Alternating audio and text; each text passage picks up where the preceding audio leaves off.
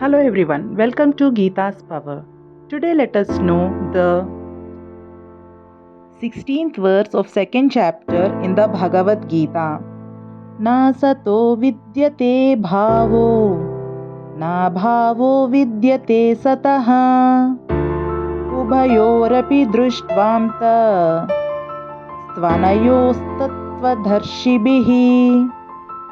The translation of this verse is: the unreal has no existence, and the real never ceases to be.